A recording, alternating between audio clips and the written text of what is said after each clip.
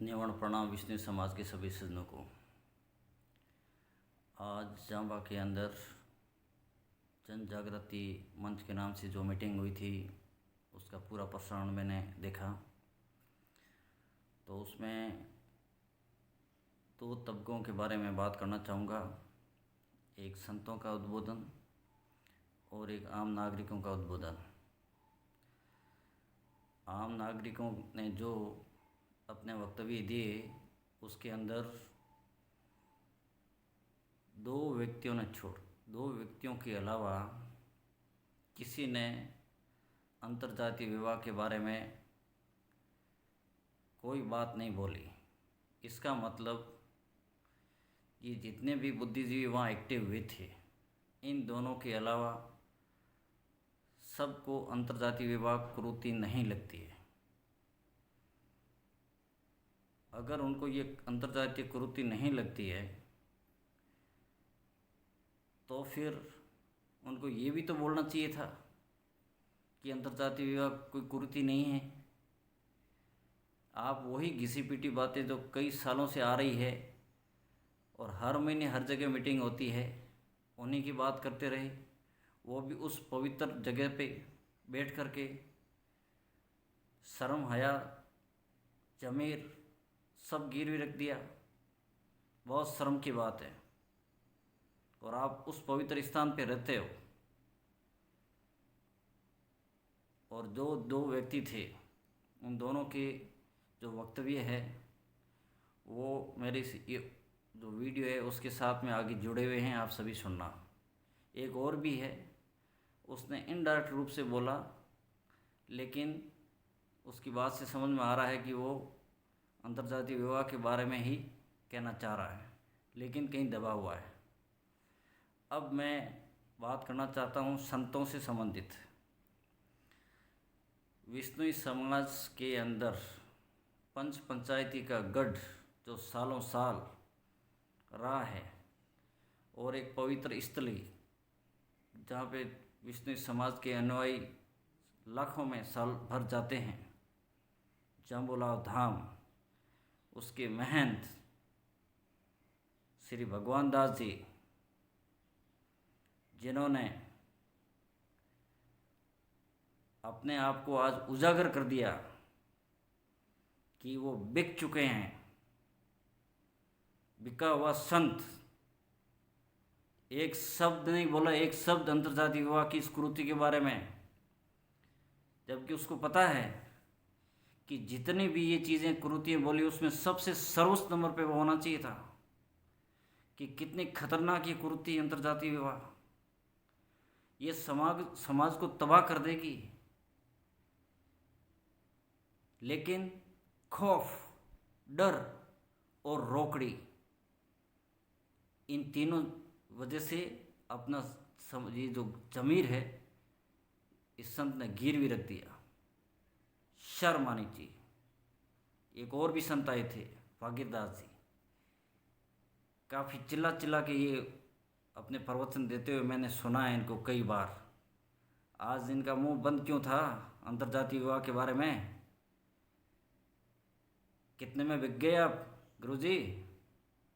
मुंह बंद कर दिया आपका। आप अपने अंतरात्मा से सोचिए कि विष्णु समाज के भोले भाले लोग आज आपको संत आगे से माने या नहीं माने? क्या आपको नहीं लगता कि अंतर्जातीय विवाह कितनी खतरनाक कुरीति है? आज कुरीतियों से संबंधित था ना ये मीटिंग, बार बार यही लाइन बोली जा रही थी ना। आप तो संत हो, अपने ज़मीर को क्यों गिरवी रख दिया? अपने ईमान को क्यों बेच दिया? बोलना चाहिए था। मेरा विष्णु समाज को एक संदेश है व्यक्तिगत तौर पे कि आज आपने पूरी अगर इस मंच से जो जांबुलाव धाम के अंदर मीटिंग हुई थी उसको अगर सुना होगा तो आप लोगों का कलेजा खोल उठा होगा कि समाज की सबसे बड़ी कुरीति जो अंतर्जातीय विवाह है उसके ऊपर बोलना चाहिए था। लेकिन इन लोगों ने नहीं बोला उस पवित्र इंसान से, उसको नहीं बोल करके भ्रष्ट कर दिया। और मैं महंत भगवान दास की भर्त्सना करता हूँ, चाहे वो हजारों लाखों काम ढंग से कर रहा होगा, लेकिन आज वो अपने ईमान को बेच चुके हैं। विष्णु समाज को ठेस पहुंचाई है। आप जम्बुलाव जैसे पवित्र धाम के महंत कहलाने के लायक नहीं है। शर्म आनी चाहिए आपको। इतना खतरनाक काम विष्णु समाज के अंदर हुआ है और आपने एक लफ्ज नहीं बोला। बिके हुए संत महंत भगवान दास जी, शर्म आनी चाहिए आपको। मनन करना बैठ के कोने में। आपके कौन से पते भूख मर रहे हैं? किस बात का डर है? डर नहीं है आपको, डर नहीं, ये मैं जानता हूँ। आप बिक गए। दूसरे वाले जो संत थे उनको जरूर डर रहा होगा, क्योंकि उनकी मैंने वो वीडियो और पहले मैं देखता रहता था। बड़ा इनका एक भक्त था कि कितनी अच्छी ये कठोर आवाज़ के अंदर समाज को संदेश देते हैं, लेकिन आज वो भी, उनके मुंह पर भी ताला लग गया। शर्मनाक, दुर्भाग्य समाज का आप देखो। और ये समाज की आज मीटिंग, समाज की कुरीतियाँ मिटाने की मीटिंग देखिए आपने। मैं तो सबसे ज़्यादा आलोचना इन दो संतों की करना चाहूँगा, जो अपने आप को बहुत बड़ी तोप समझते हैं समाज के अंदर, लेकिन आज वो तोप नहीं। दिवाली में छोटा जो पटाखे बजाने वाली बाई बंदूक आवा नहीं प्लास्टिक वाली, वे फुसिया निकलिया थी। और इसी के लायक हो आप, इसी उपाधि के लायक हो आप। महंत कहलाने के लायक नहीं हो अभी आप। भले ही आप 2-4 चाटुकारों से आप महंत बने रहो, लेकिन कलेजे से आप विष्णु समाज के महंत वाली उपाधि खो चुके हो। कि इतना ज्वलंत मुद्दे के ऊपर आपने एक शब्द नहीं बोला। बहुत दुर्भाग्यपूर्ण बात है विष्णु समाज के लिए कि इस तरह से बिना जमीर के स्पाइनलेस संत लोग जम्बुलाव जैसे मंदिर के ऊपर अपना महंत बना लेके बैठे हैं। बहुत दुखदाई, बहुत ही दुखदाई।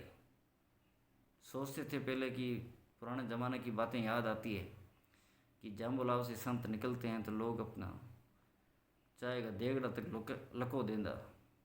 और आज गया एड़ा बिना स्पाइन का संत है, घबराउड़ा, डरूड़ा, अपने ज़मीर ने बेचूड़ा, जो समाज में खुलेआम कुरीति चल रही है। बिंग मत एक शब्द नहीं बोलियो, हिमाकत तक नहीं की। 10 लोगों के विष के मैं वाह भाई लुटियों की को है नहीं, लेकिन विष्णु समाज के मैं आपने आज महंतपना खो दिया है। क्योंकि आपके कौन से टाबर है जो अंतर्जातीय विवाह करी थान बोलना है, थान तो बिगड़ना ही है विज्ञा, लेकिन थे समाज के लिए अति गंदी चीज़ छोड़ बुआ गया। आज की इस मंच मातूँ कि जो युवा लोग हैं समाज के अंदर, वो जब इस दलदल में फंसने शुरू होंगे, उसके माँ बाप बुजुर्ग जब खून के आंसू रोएंगे, वो मुंह भी तब बताने लायक नहीं रहेंगे। विष्णु समाज का डीएनए मलिन होने लग जाएगा। विष्णु समाज की धर्म 29 नियम, 120 शब्द, ये आचार संहिता शब्द, इनका कोई सुनने वाला नहीं मिलेगा, उनका कोई अनुसरण करने वाला नहीं मिलेगा। इस तरह की आने वाली जब पीढ़ियाँ आएगी ना, तब उस वक्त आप होंगे या नहीं होंगे। हम तो गुरु जम्बेश्वर भगवान से प्रार्थना करते हैं आप हजारी उम्र जियो और ये चीज़ें देखो और फिर रो, अपने आप को कोसो कि उस वक्त हमारे पास मौका था। बहुत ज़्यादा दुर्भाग्यपूर्ण ये आज का जो सम्मेलन था, ये सिर्फ और सिर्फ उन्हीं घिसी पिटी बातों के ऊपर रखा गया जानबूझ के, जिससे कि जो मुख्य सामाजिक कुरीति है उसके ऊपर किसी तरह का कोई डिस्कशन नहीं हो, उसको दबा के रखा जाए और समाज के अंदर ऐसा संदेश भेजा जाए कि ये कोई कुरीति नहीं है। लेकिन समाज समझती है कि अंतरजातीय विवाह एक बहुत बड़ी कुरीति है और इससे समाज बिखर जाएगा। नशे को बिखर समाज, ध्यान रखियो, मैं बता दूं, है कुरीति बहुत बड़ी, लेकिन उससे बिखरेगा नहीं समाज। अंतरजातीय विवाह से जरूर बिखरेगा। क्यों? क्योंकि जैसे ही ऐसे संबंध बनते हैं, न तो वो 29 नियमों का कोई पालन करेगा, न 120 शब्दों का कोई पालन करेगा, और न ही विष्णु समाज की आचार संहिता का कोई पालन करेगा, और न उनकी आने वाली पीढ़ियों का कोई अता पता होगा, कौन कहाँ से आ रहे हैं, किस तबके से उसका रिश्ते हैं, क्या पीछे की पीढ़ियाँ हैं, क्या नहीं हैं, कुछ भी नहीं। और ये समाज तबाह होगा, उसका एक कारण है अंतरजातीय विवाह, और उसके ऊपर इन लोगों ने आज कुछ भी नहीं बोला। इसलिए महंत जांबुलाल धाम भगवान दास जी ने आज समाज के साथ बहुत ही कुठाराघात किया है, बहुत ज़्यादा, और हम उनकी भर्त्सना करते हैं कठोर शब्दों के अंदर ऐसे संत की, जो वहाँ पे इतने पवित्र धाम के अंदर महंत बन के बैठा है। नैतिकता के आधार पर उसको वहाँ से पद से इस्तीफा दे के चले जाना चाहिए।